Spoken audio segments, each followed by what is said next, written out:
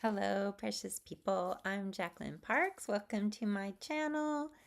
Today we're going to be talking about the painterly approach to being an artist and creating rather than a linear, which is more photorealistic. And so for me, I'm more leaning towards the painterly in my approach to painting. Although, as an artist who takes commissions of people and animals and homes, I need to have recognizable details. So I have to blend really the two styles of creating art. But today I kind of want to show you some of the different art styles that have influenced me. I have a book I want to show you by an artist on YouTube who I like very much, and have been joining his live feeds just to watch him paint. And he's very loose style, very painterly, but still captures the essence of the subject matter. And his name is Leron Yankomsky, and I did get his book. And it's really, really cool because I just love um, the feel and the emotion behind the paintings in his paintings. So let me show you kind of what I'm looking at on my desk. So recently I went to the library and got a couple books, but this one was very interesting, and it's called The Painterly Approach. So, and this is by Bob. I cannot pronounce names, but Rome, maybe Rome. I don't know. We'll figure that out. I can't get it to focus. Sorry, it's kind of got a plastic cover on the book, and it's really hard to get that to focus. But in this book, he shows you kind of how to approach paintings as a painterly type style versus one that's linear, which is more attention to details. And something I found on the internet that was really cool, I think, was this painting. And I'm not 100% sure who it is by. It's one of those things where I I find something online and it does say, who to give credit to. So I need to do that because that's something that's very important. If you're an artist, you want to have been given credit for something, okay? And so this says creator was Picasso in the subtitles, but then um, in the caption of the picture it says Christopher Inouye. So it's hard when you're looking online to find actual information about who the artist is. But I did want to give some credit to this. But as you see this scene, it is full of details, full of light, full of reflections and all that good stuff. So with, let me see. So I want to kind of compare that to Leron, who has a lot of car paintings. And this is his book. If you haven't bought this, or if you're interested in buying this, you can find it on Amazon. And very reasonable. But these were his 100 cars in watercolor. So he starts off showing how to paint these cars, and you'll see on his channel there's a lot of videos where he shows you the whole process of painting them. But I want you to kind of realize as you're looking at this that there's not a ton of detail, but your mind still says that's a car, and the way it looks is very painterly. That's what I like to call painterly. It still has some detail, and it still has, like, look at that scene, is really cool. Like, from a distance, you would almost say that's a photo.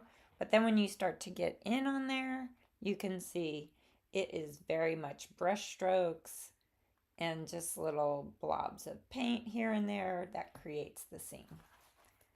And so I just really am drawn to this painterly effect. Look at the blooms from watercolor. I mean, for me, painting should look like someone painted it. I mean, it can look like a photo from a distance, of course, and it should look like the subject matter if you are um, trying to do such a thing, um, to capture this subject matter. And for artists who take commissions, especially if you're doing one of um, a pet portrait or a person or a home, you want it to look like the pet, the person. You don't want it to just be a shadow of something. Although there is something to that if you are one of those artists who likes to have it more abstract impressionism. So basically, I took a couple of notes that I think are important to kind of realize in this type of matter when you're deciding what style to paint in. A lot of times you should just go for what feels comfortable for you. Me, I kind of blend the two, linear and painterly, to get the subject matter kind of done correctly and with some detail so that it's recognizable as the animal that I'm painting. It's their animal. It's not just a German Shepherd, it's theirs. And so, or whatever animal it is, it could be a horse, it could be a cat. I want it to be recognizable. But I also want it to be painterly because you could just take a photo of your cat or dog and frame it on the wall if you want accurate photorealism. But for me, with being a painter and artist, I like having that expressionism involved in it. So basically, what I was coming up with painterly versus linear was that when you're painting linear, it's all about accuracy, it's all about the photorealism, it's all about the details. And I think you can get lost in that, and it can become a little bit mechanical, and it can become kind of cold and not feeling. And it's less decorative. So it's more about the subject matter than it is about the art piece. And so for painterly, you can probably go too extreme with the painterly and be like, okay, let's just slap some, random colors and, smear it with our hand and say, this is a dog. I don't think you can do that either. I think that would be kind of, what's the word? Kind of, I think, offensive in a way. So, not that if you're an artist that does stuff like that, I'm sure there's a market for you. I'm not dogging anyone who does that. I'm just saying for me to be a commissioned piece and I did something like that, I think it would be, plus it wouldn't look like what I am. And they hire me because they like my artwork. So, and I just got some kind of weird notification. I hope everyone can still see me. I got a green light, so I think it's okay. And my dogs are barking at something, who knows. It's been so windy here. I don't know if it's windy where y'all are, but it is super windy. Little bit, no. Anyways, he is being cray.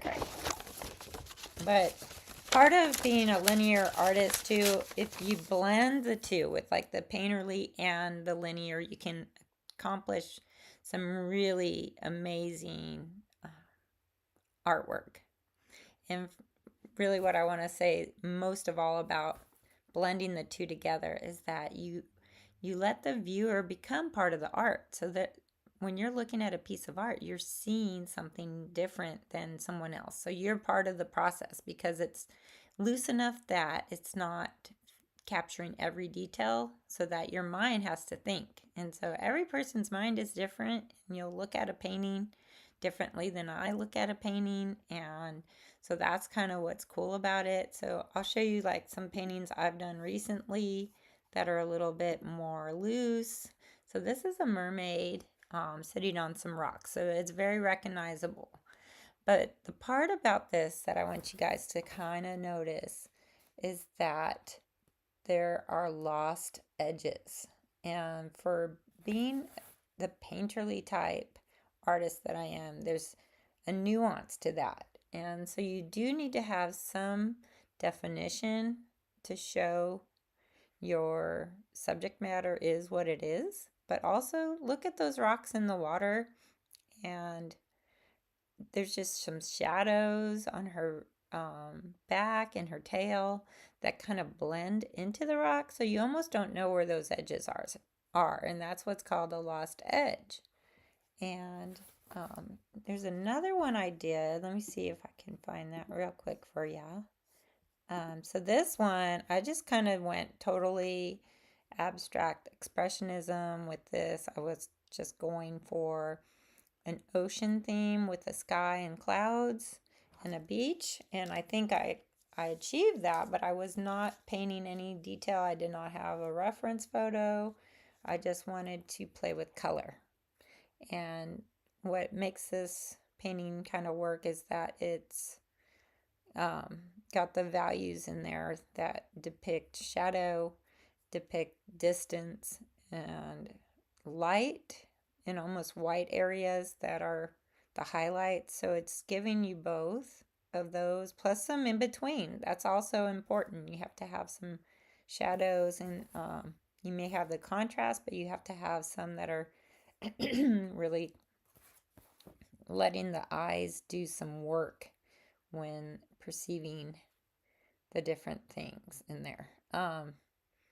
So for me, painterly is all about being expressive and conveying emotions, and it's also very kind of abstract. So let's get busy painting something, right? Let's do something where you guys can see me paint. So I'm going to move these books because I don't want to splatter them all over the place, right?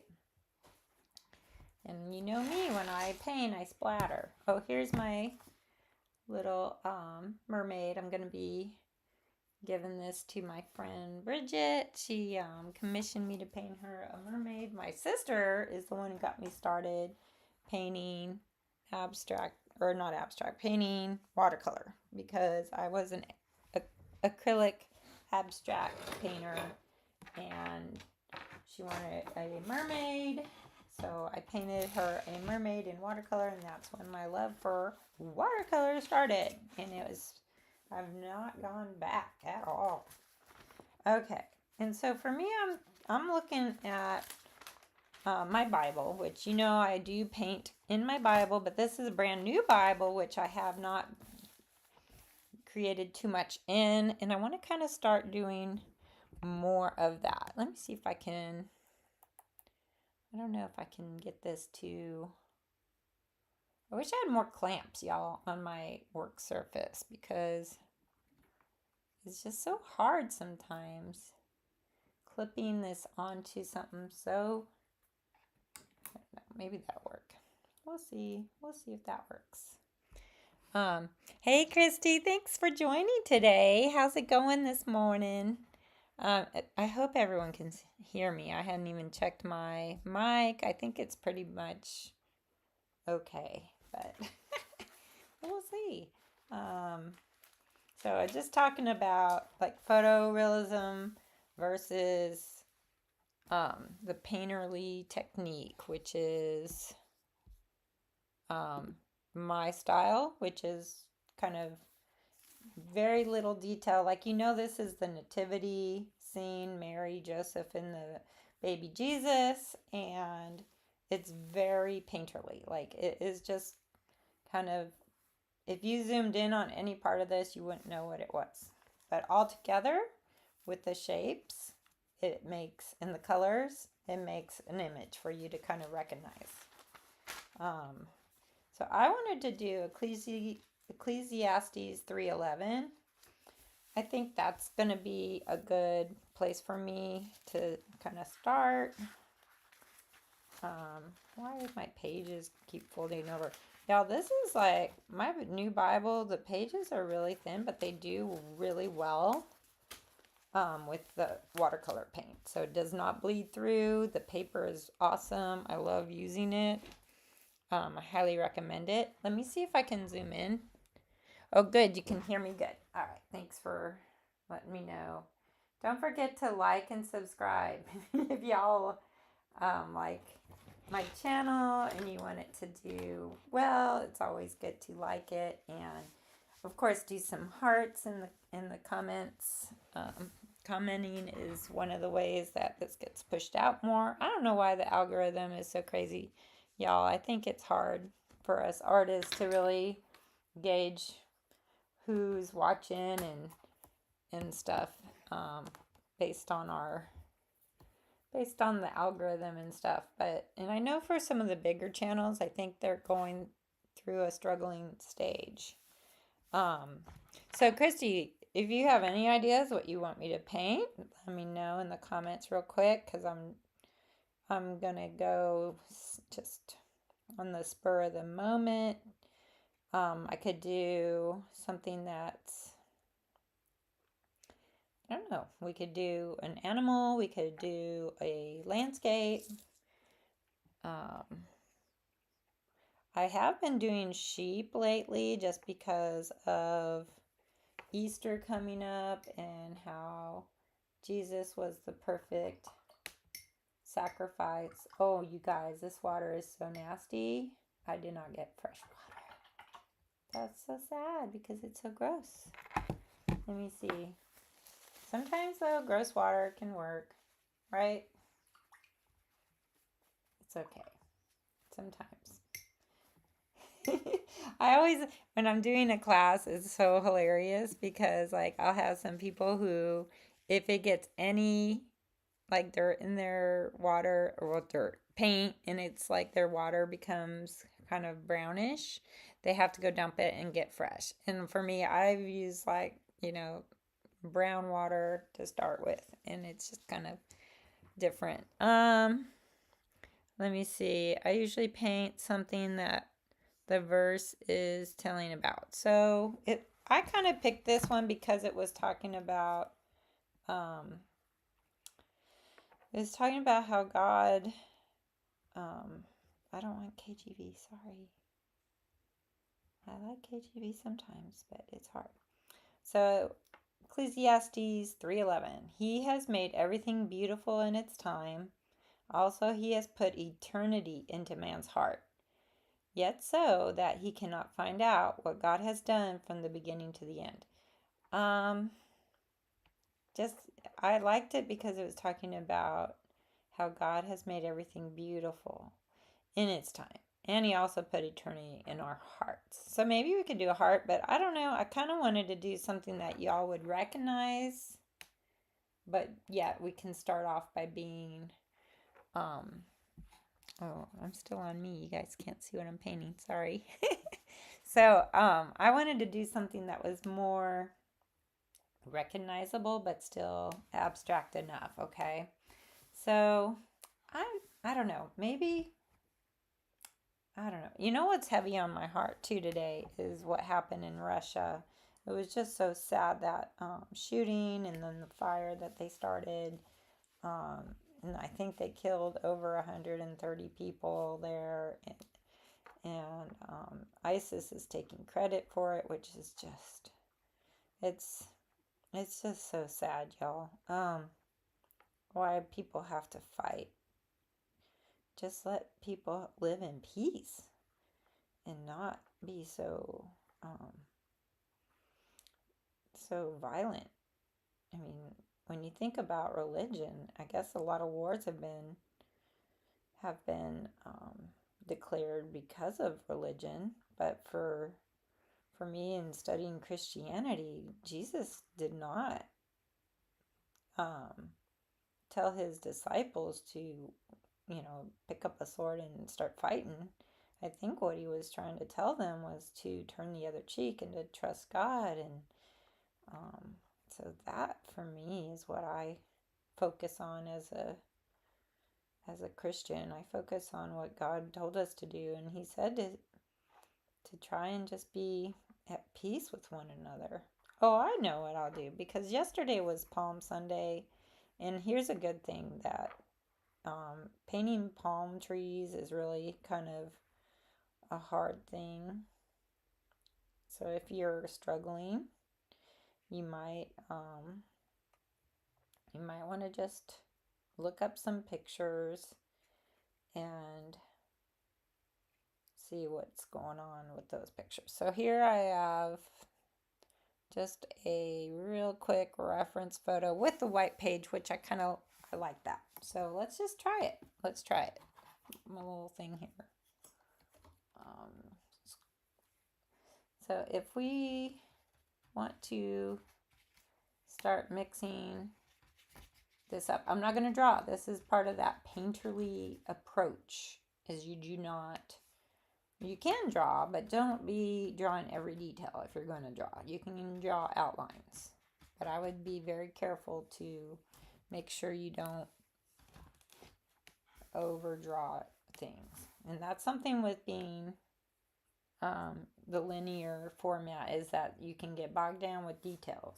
So I am going to kind of look at this, and I'm seeing a lot of green in here and almost no detail. See how there's like hardly any detail, but then you see some darks, lights. So there's like really some cool things I can do here.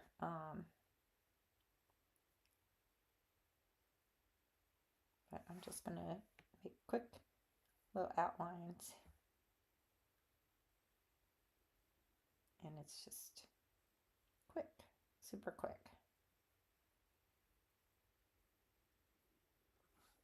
And see, there's so many down here that it's almost like they're all gonna merge together. But I want to make sure I leave space for some of these other palms. And they may not be exact. That's what the painterly approach is we're not going for an exact replica of this image. What we're trying for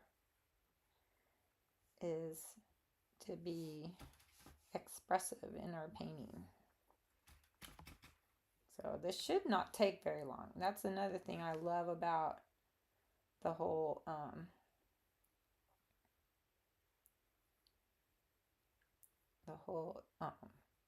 painterly approach, is that we can become free in the way we paint. Just go for it and not worry if it's exact. And it's more expressive, I think.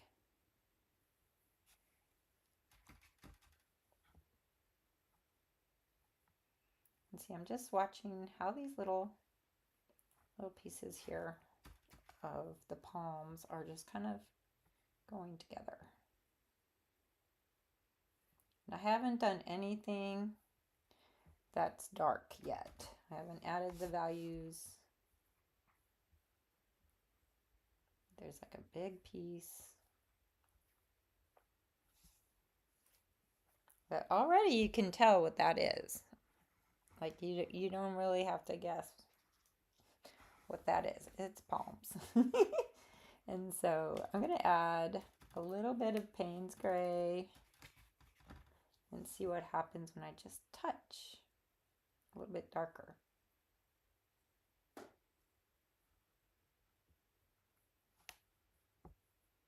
See, I'm really not even thinking. I'm just letting the brush do whatever it wants.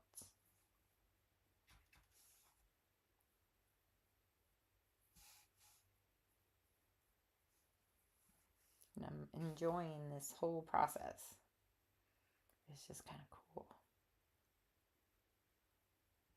And I'm looking at the shapes. That's another thing that painterly versus linear helps you to focus more on shapes.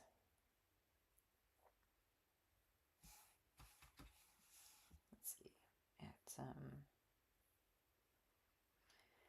some darker pieces in here. See, sometimes when something's lighter and darker, it gives it that feel it's behind the other one. But then if you want this in front, you just lift. Look at that. And see how that highlight just makes it pop.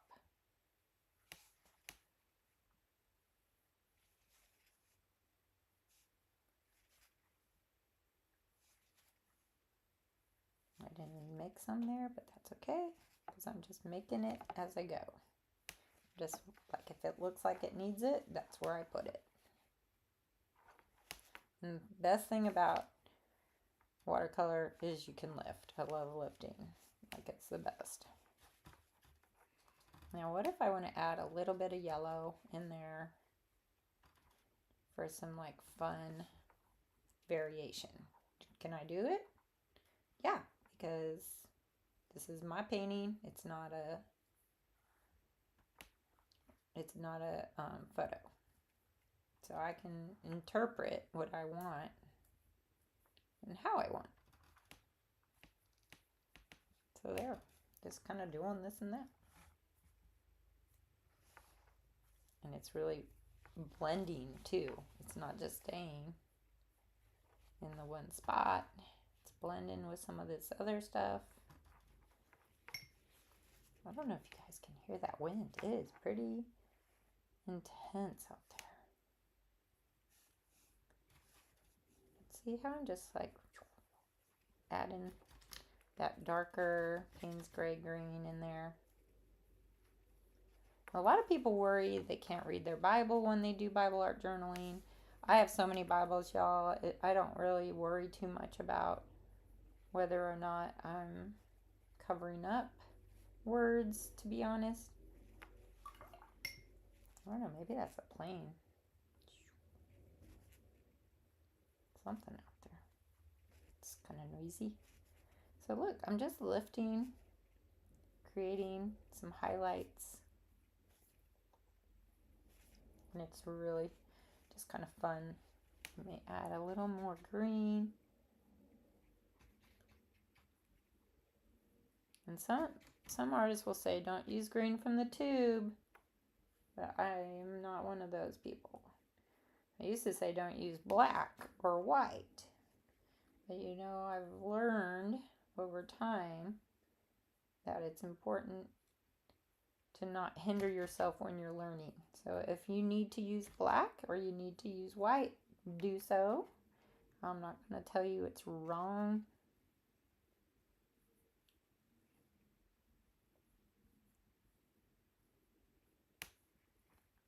So I'm almost feeling like this is almost done. Because I really like it, you know?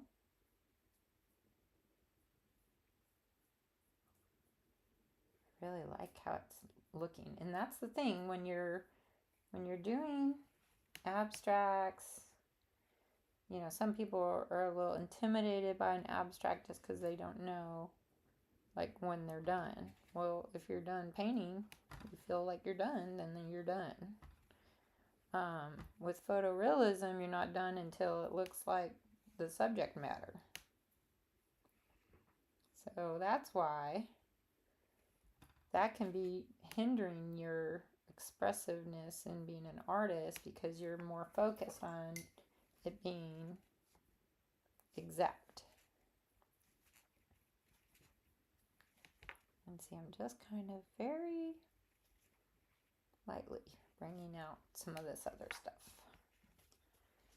But I may end up going back in with some more Payne's gray in here. But it's very saturated right now, so I may just stop and let some of this dry. Maybe.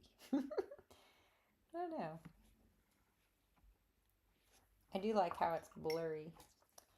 It's kind of pretty. Oh my goodness. Like, if you look on, this is what I always suggest to people. Take a picture of it with your phone and look at it on your phone, because when you look at it on your phone, it looks so much better than, and you can be more less critical and more appreciative of what you're creating when you take a picture.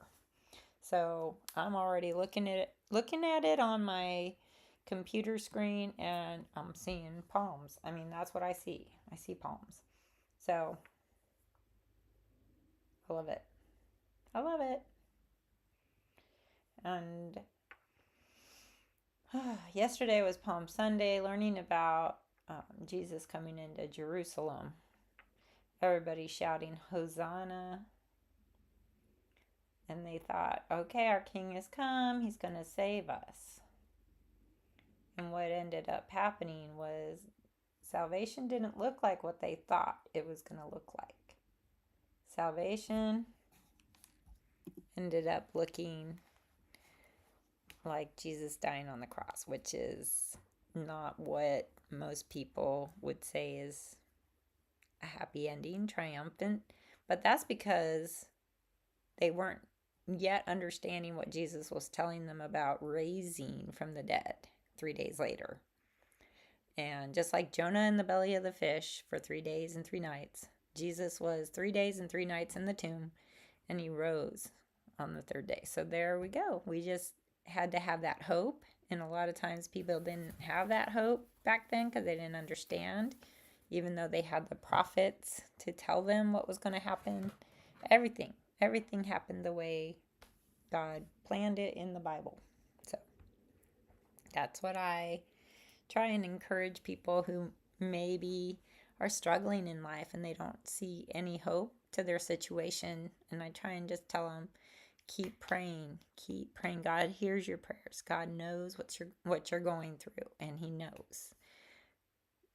And he's already defeated the enemy. We don't need to worry about that because the enemy has been trampled and he has no say.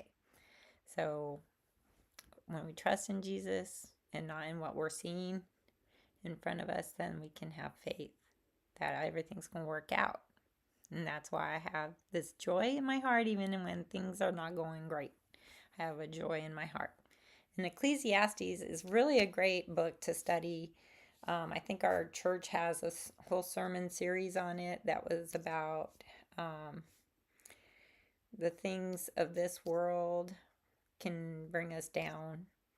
Or, if things are going well, maybe you're bored, and that you won't have joy either in that sense if you're focused on this world. And I think God makes it very clear we're supposed to enjoy the gifts that he's given us in this life.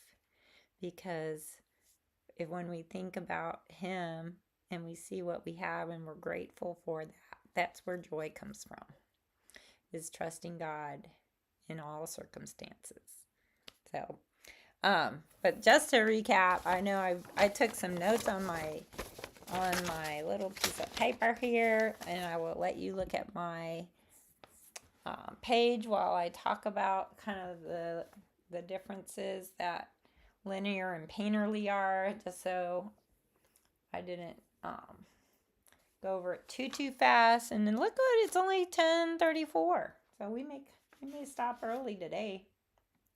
My voice is kind of going. I didn't have my tea this morning prepared. So, but basically the difference between painterly and linear is more about the painterly, you can see brush strokes, you can express yourself. You're not limited by trying to capture an image exactly as the details of the photo or the subject matter in front of you.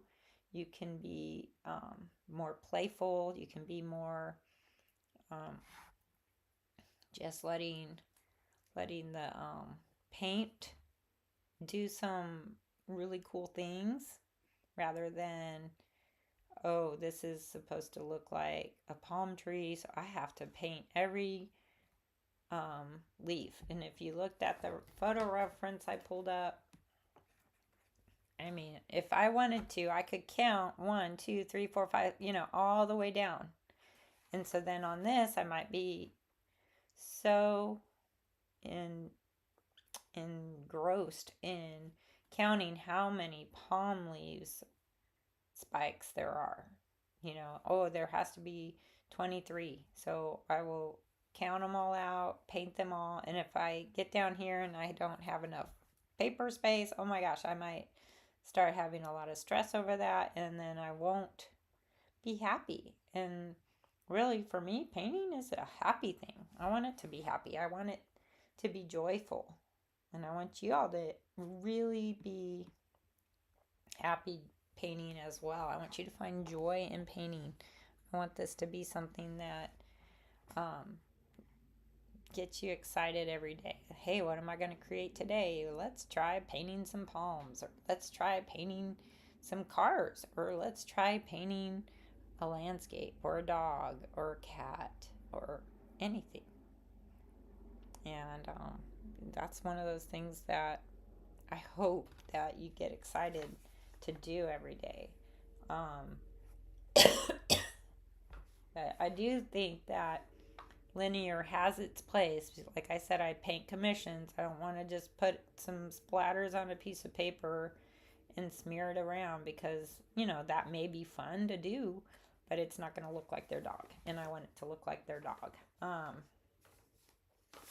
But another thing, too, that I think super important is having that relationship, too, between objects. Because sometimes when you're painting painterly, if you're just throwing the paint on there and not really understanding the relationship between your background and your subject matter, you may end up looking like it's pasted on top of something. So like you did the background real painterly or something, like with where did I put that? Oh, so like this, like I painted the background and then I painted her, and then it kind of bled into the background.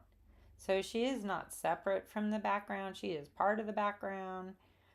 These rocks and this water down here also part of the background, and her tail kind of disappears into that. And it's real wispy, it's real light. And I ended up using some of this acrylic ink and splattering it. And so I did have fun splattering. I did enjoy a process here of being free with the paint and just seeing what it would do. So that's part of um, being expressive and having emotions, some dynamic interaction here between the waves, the rock, and the mermaid. So those are things to not analyze and think like, how am I going to achieve that?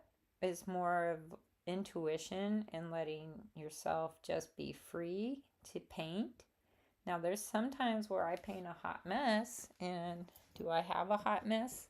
Well, probably last week was a hot mess. I felt it was kind of getting muddy, and I even added some white with the ink, but it's still a little muddy, and I don't know. I liked painting this. I really enjoyed making these little half circles, like little half moons. I enjoyed watching the paint drip.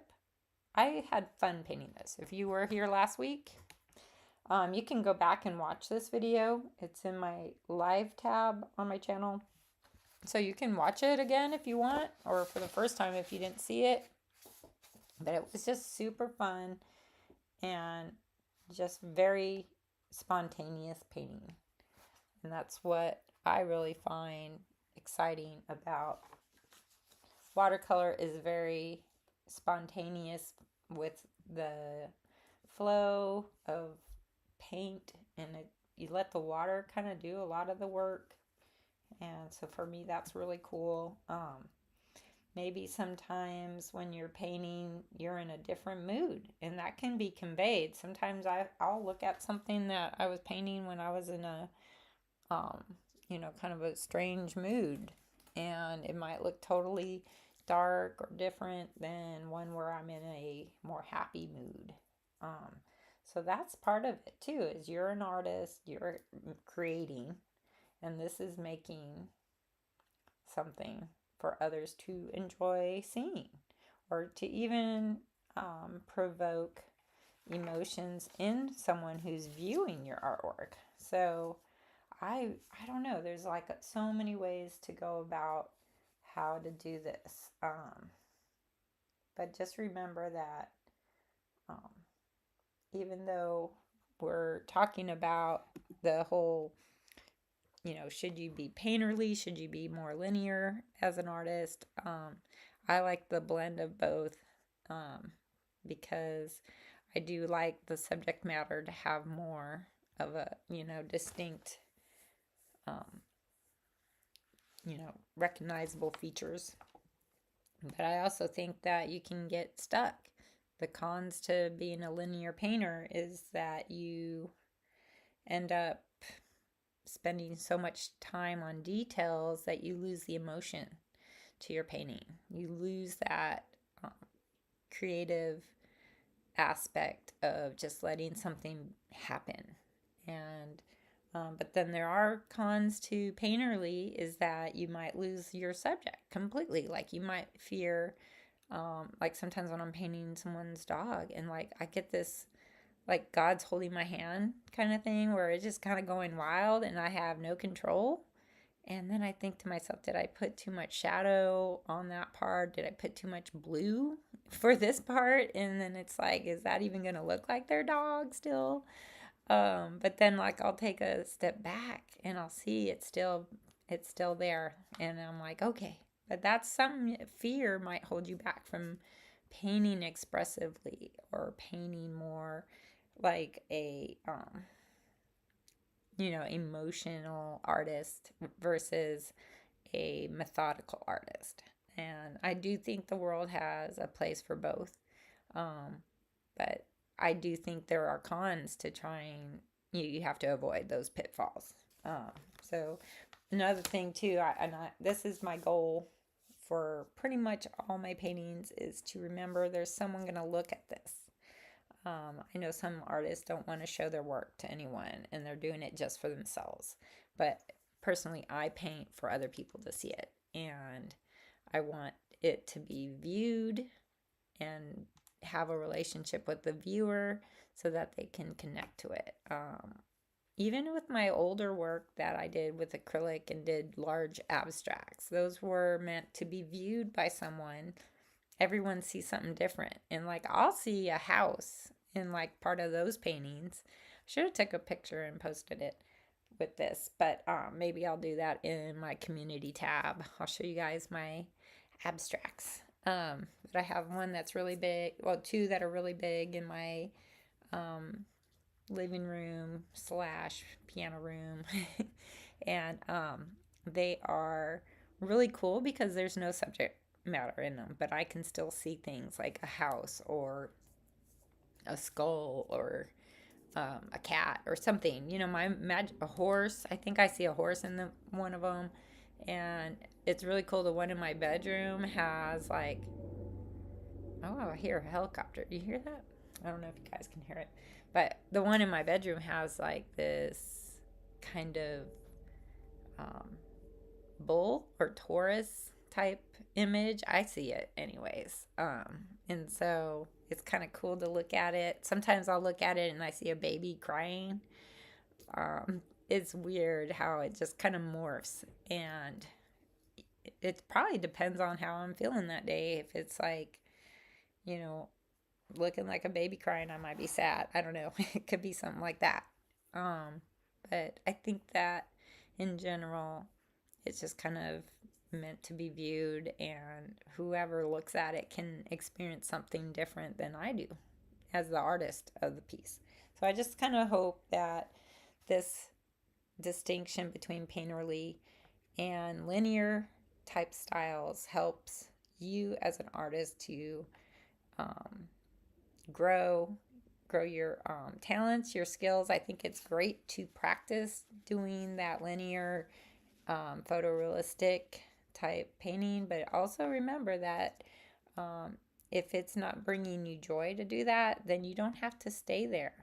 We look at a Picasso now and think, wow, look how abstract and weird that is. And he was like super realistic as a young child, like age 5, he did photorealistic pigeons.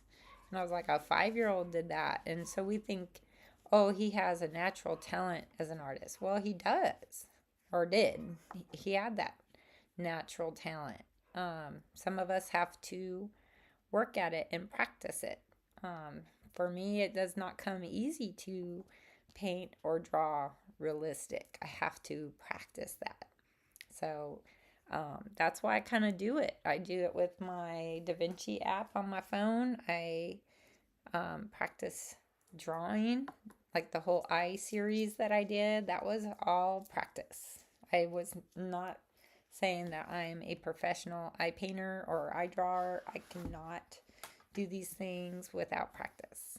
And so I just want that to be an encouragement to you that you do need to practice those things to become better at doing what you want to accomplish with your art. For me, this is a piece that's just really super, super. Look at this, it's already dry. I love it. That's why I love watercolor. It dries so easily, but the back, if you wanted to see, just so you're aware, it did not bleed through. And that's what's so cool about Bible pages. Maybe they should make sketchbooks out of Bible pages. Wouldn't that be cool, y'all? I don't know. But, and I do like my little mermaid. She turned out really pretty. So yeah, Ecclesiastes 3:11 was what I was focused on. But the whole thing, just read the whole thing. It's really cool. And basically starting with verse 9 was, what gain has the worker from his toils? From his toil. I have seen the business that God has given to the children of man to be busy with. He has made everything beautiful in its time. I just really like that. So, like, you guys have some God-given talents, and I think it's important to share them. So I hope that encourages you. I hope you have a wonderful and blessed day, and just know that I pray for you and that I love you all so very much. Mwah.